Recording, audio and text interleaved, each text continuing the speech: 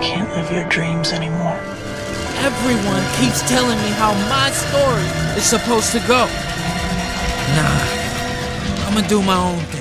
Here are two lines that are eerily similar. A young man defies what's expected of him from someone older and wiser. But there's a big difference. Raimi's Peter says it at the beginning, while Miles says it at the end. As a result, their stories arrive at opposite messages.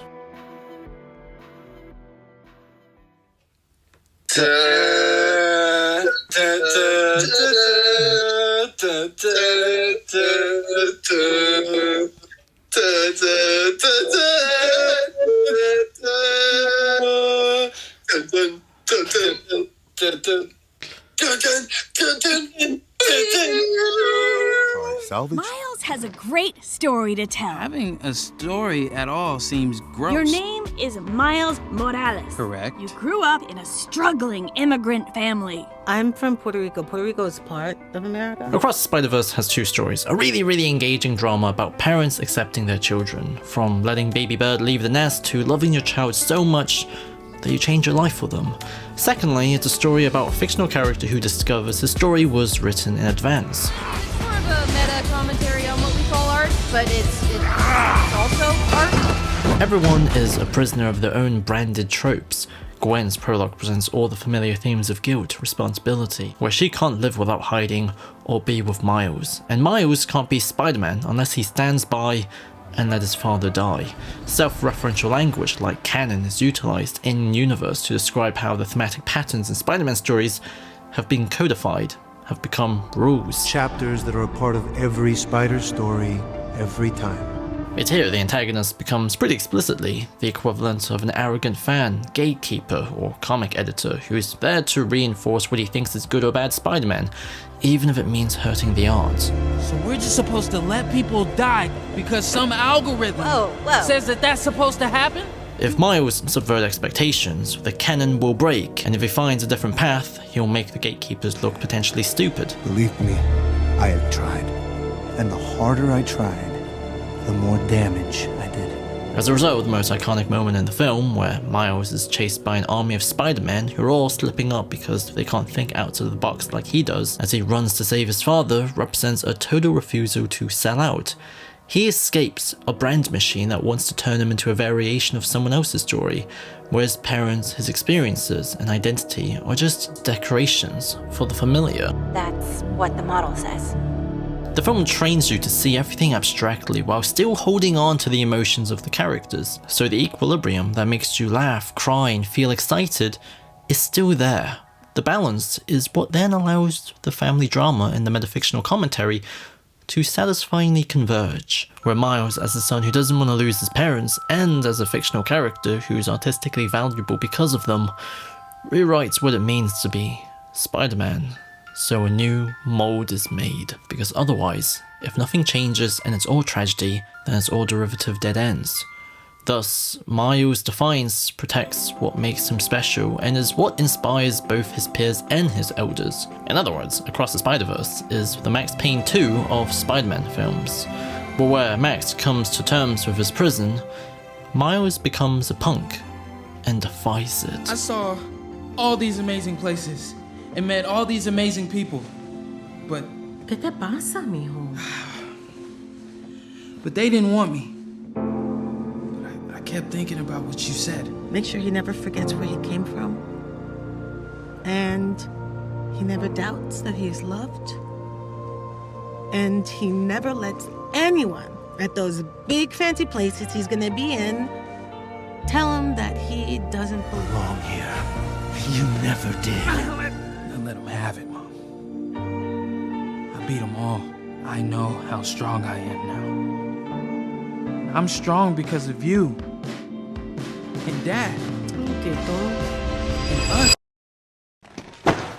Pizza time. Spider-Man 2 is a story about a boy learning to understand the significance of an old man's dream in the face of wanting more. A girlfriend, a more successful personal life. I want a life of my own. He quits for them, but learns he was wrong, because the joys he gives to others through his responsibility is more valuable than his own wants. He just lost sight. Therefore, where Miles ran from the community he's supposed to be a part of, Peter's embraced and lifted in the air like f***ing Jesus. As a result, Spider-Man 2 is the joyous, beautiful superhero equivalent of It's a Wonderful Life, where the disappointments in life is all worth it because of the community you gain. Peter, all the times we've talked of honesty, fairness, justice, all of those times I counted on you to have the courage to take those dreams out into the world. Comic Peter, in contrast, has immense feelings of social abandonment. They're the only ones who've ever been kind to me.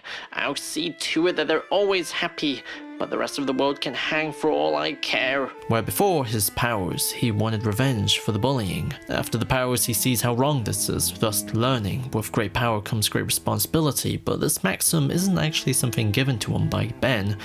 It's a conclusion he makes himself, alone, as he walks in shame, as explained by this narration box. As a result, the story of Spider-Man is also largely about the individual versus society, because the world still refuses to be kind to Peter Parker afterwards. The first Spider-Man comic ends with JJ condemning him after he saved his son. At the halfway point, Spider-Man No More isn't built on I quit because I want to be selfish, it's I quit because everyone tells me I'm crazy and childish. And the answer isn't I'm back because I realize everyone does love me. It's I'm back because I'm gonna stand by my own conclusions. His redeclaration is literally made up of a bunch of eyes. Furthermore, when Captain Stacy dies in the third act of the original Lee Ditko, Romita and Kane run, issue 90, it represented once again how unkind the world is, how alone Peter is with his responsibility, where the only adult in this young man's life that was sympathetic to him is now dead. And all that's left are the old angry men like JJ or Sam Bullitt, the racist who's running for DA that Gwen supports, while she's mourning in the promise of hunting Spider-Man down. Spider-Man is once again labelled a deviant, despite how much good he does. Furthermore, in the original happy ending for Peter Parker, he preaches on live TV the mistreatment of prisoners. The point of Spider-Man is that you have to be responsible even when you're not appreciated, and especially when all of society tells you it's wrong to help someone. Spider-Man 2 is about the young learning from the old. Across the Spider-Verse is about the old learning from the young. We got a whole new kid who just wants to grow up so fast. I don't know what it is you gotta do, but I think that this thing is supposed to help. There's no playbook for raising someone like her. Or being someone like you. And maybe we gotta grow up too. One thing I learned from Miles, it's all possible. And this is where I really have to applaud it. Across, it's not just a great film, but it goes back to the old rebellious spirit of the source material, where Spider-Man's responsibility isn't guided by a wise old man, but it's all about personal conclusions. It's all about breaking the rules of a hypocritical society that demoralizes altruism by selectively ruling out the responsible thing. You realize how messed up that sounds, right? Where being Spider-Man is about being responsible in an aggressively irresponsible and indifferent world. It's a theme that doesn't give a warm feeling, but a melancholic one, where the shining beacon in all the mess is Spider-Man's endurance to survive the confusion and do things his way, the responsible way.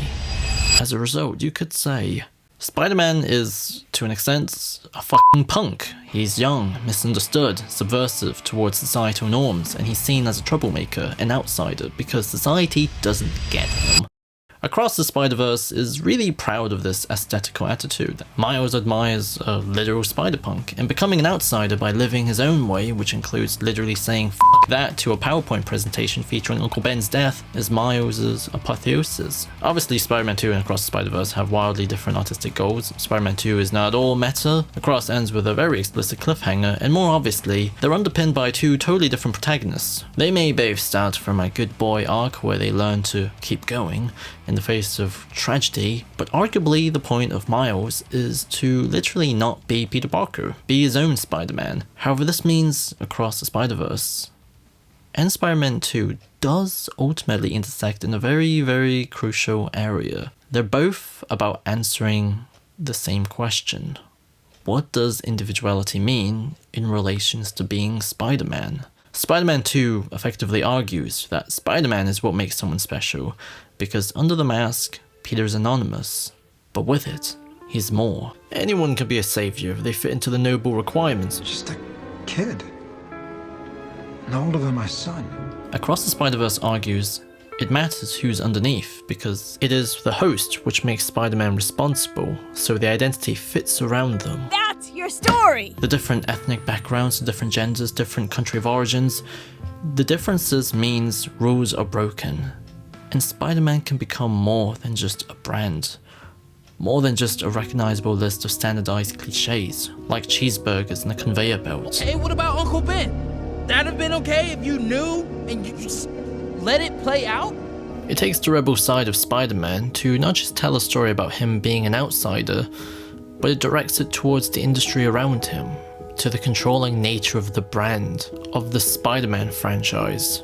The film argues, breaking rules not only is required to be responsible, but it creates art. All my life I've been interested in only one thing, making money. And yet Spider-Man risks his life day to day with no thought of reward. If a man like him is good, is a hero, then what am I? I can never respect myself while he lives. Spider-Man represents everything that I'm not. He's brave, powerful, and unselfish. The truth is, I envy him. I, J. Jonah Jameson, millionaire, man of the world, civic leader. I'd give everything I own to be the man that he is. But I can never climb to his level. So all that remains for me is to try and tear him down. Because, heaven help me, I'm jealous of him.